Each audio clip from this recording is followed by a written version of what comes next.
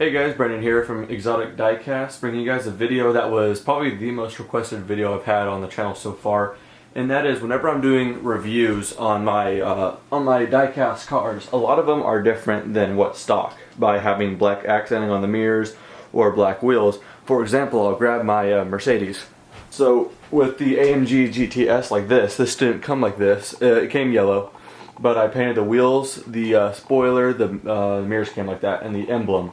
So people were asking how I got that quality, or how I got that finish, and you know, I kind of pushed off making such a video because it wasn't that crazy of a process. I just kind of did it. I knew if I have black paint and I put it on something I want black, it just turns black. But maybe I'll, you know, and I was kind of pushing off the video because I didn't think it was too necessary, but then, and also because I wasn't really doing it the best of ways. I mean, I don't know if it's going to really show on camera, but I mean, the finish I do, it's not the perfect finish, but it's not bad. I mean, if I could zoom in, it's actually, on this one it turned out pretty good. But so this used to be silver, and there's a couple little like bumps in the paint and all that stuff, you know, but it in my opinion does look better than stock because I just like the look of black wheels personally. The spoiler has a couple more problems because it's a flat surface, but still it's not bad.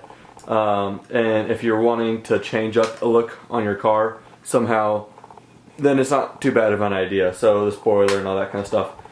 So I'll put that right over here.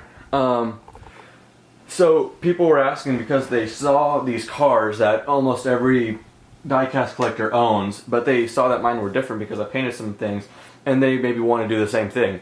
So they were, so some of you guys were asking how I did that, and I'm like, I don't know if it's too necessary. Also because I know I'm going to be made fun of because it's not the best way of doing it.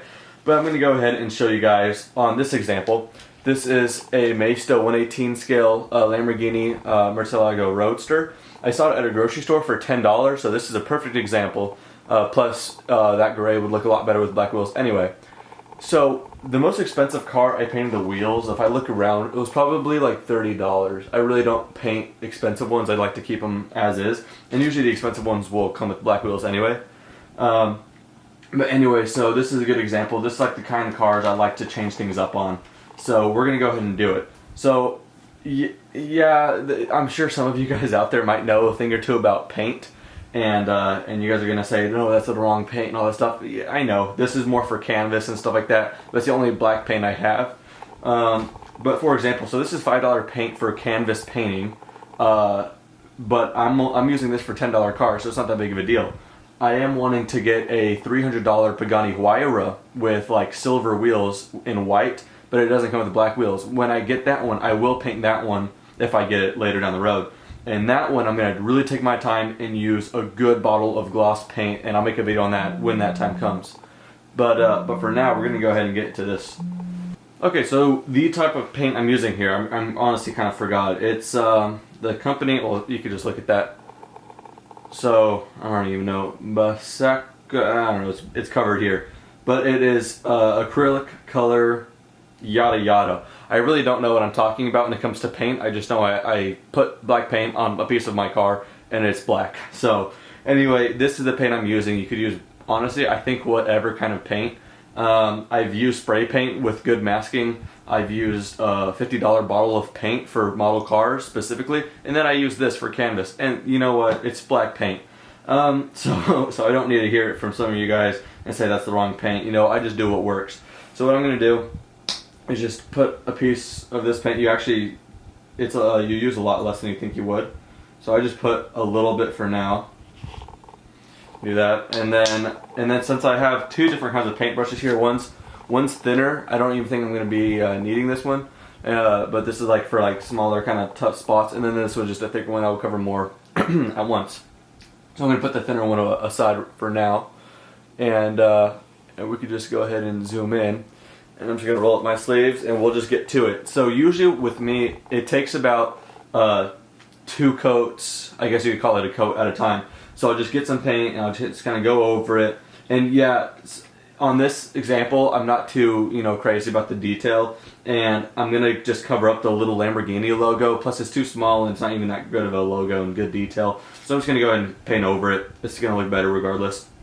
So I'm going to get some paint, I'm going to go over it, make sure I get every piece, but still some of that silver is going to show. and then I'm going to do the other one, then flip it around, do the other sides, and then by that time this side is dry enough to where I could go and do it again. And by the second coat it actually should be good. So enough talking about it, we're just going to go ahead and get to it. So I got enough paint here. I might kind of even it out. There we go. And then you could even lift this up and kind of tilt it to where it's easier to get a good, hold of it. Now you don't want to like go too far in there because you don't want to paint the brake caliper or the disc. So just try to keep light. It's mostly just common sense really, but if you guys want to see the process just to kind of see the transformation, then I'll show you. Once I am done with this, I'll bring you guys a review on this model car because I just got it about a week ago or something like that. So I haven't had a chance to review it yet. And then once you do that, go ahead and like just spin it around and just kind of find new angles that haven't been painted yet. And remember, you don't get full coverage on this coat. You just kind of get enough. And then this one's kind of a tougher wheel because of all the holes there. So you kind of try to hit the walls without hitting the brake disc and caliper, which can be a little tricky. Alright, so that's good enough. I don't think the camera's going to pick it up. I did not get full coverage, but that's okay.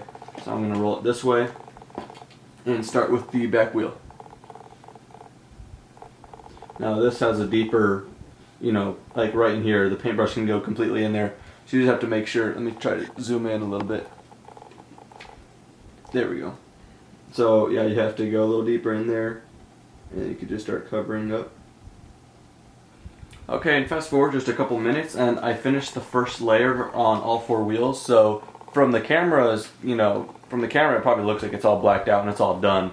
But if you see it in person, you see that there's a lot of, silver spots that need to be touched up on again.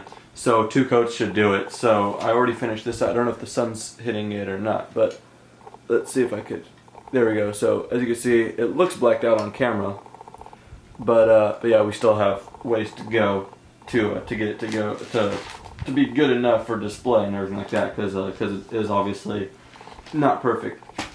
So now we're going to go ahead and get started on the second coat, and then I'll go ahead and get some close-up shots when it's all said and done. Okay, just about maybe 10 or 15 minutes after the start of the video, I already completed all the paint work and everything like that. So again, it's just one wheel at a time. You do one quick coat, kind of make sure you get all of the wheel, but it doesn't have to be full coverage. Then you go to the next wheel, then the next one, then the next one. And by the time you're done with that last one, then you could do your second and last coat on getting full coverage on one wheel and the other and the other and the other. So now that only took, like I said, about 10, maybe 15 minutes, and it's done. Now I don't know if that's going to be able to get picked up on camera, but that black looks a lot better, in my opinion, than the original silver, especially on Lamborghini Murcielago.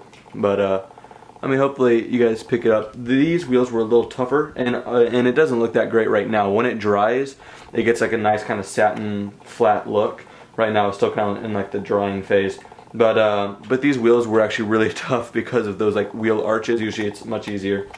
But anyway, you just kind of go, and it changes for each wheel, but you kind of just go until there's full coverage. You kind of be careful, not paint what you don't want to, and all that. But anyway, I'm going to go ahead and let that dry.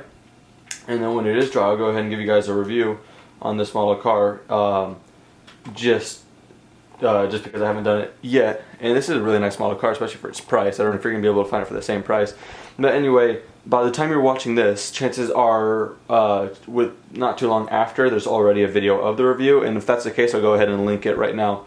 But anyway, thank you guys for watching. Have a great day.